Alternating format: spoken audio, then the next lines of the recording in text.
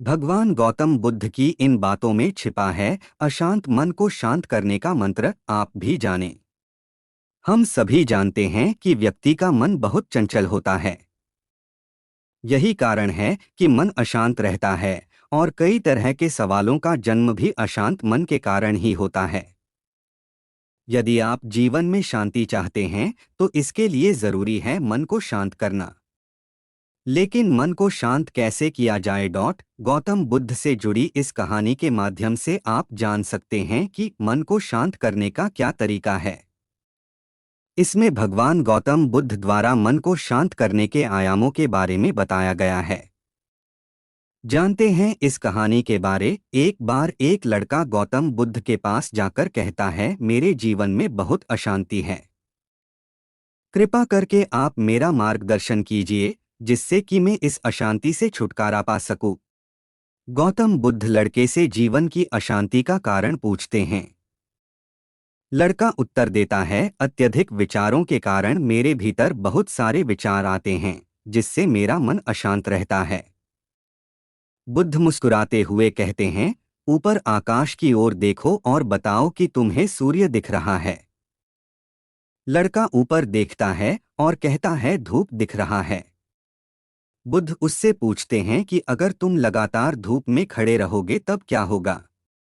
वह कहता है, मुझे अत्यधिक गर्मी लगेगी और शरीर में बेचैनी होगी। बुद्ध लड़के से कहते हैं कि अगर धूप में खड़े रहने से तुम्हें गर्मी लगती है तो इसमें दोष किसका है, सूर्य के ताप का या तुम्हारा? लड़का कुछ सोचने के बाद कहता है, इसका जवाब आप भी बताइए। बुद्ध कहते हैं, सूर्य का काम है ताप देना और ताप का काम है गर्मी लगना। ऐसे में तो दोष तुम्हारा ही है कि तुम धूप में जाकर खड़े हुए जिससे कि तुम्हें गर्मी लगी। तुम्हें अगर शीतलता चाहिए तो तुम्हें छांव में रहना होगा। ठीक इसी तरह चंचल मन का भी स्वभाव होता है विचारों और भावनाओं को जागृत करना। विचार क्षण भर के लिए होते हैं लेकिन विचार से पैदा हुई भावनाएं देर तक टिकी रहती है। लेकिन यह तुम्हें निर्णय लेना है कि तुम्हें विचार और भावनाओं के साथ चलना है या अलग दिशा बनानी है। बुद्ध कहते हैं, मन को शांत करने के लिए तन के आयाम पर काम करना सबसे आसान तरीका है। शरीर के स्तर पर हमारी कर्मेंद्रियां और ज्ञानेंद्रियां है। कर्मेंद्रियां कर्म और ज्ञानेंद्रियां ज्ञान से जुड़ी होती है।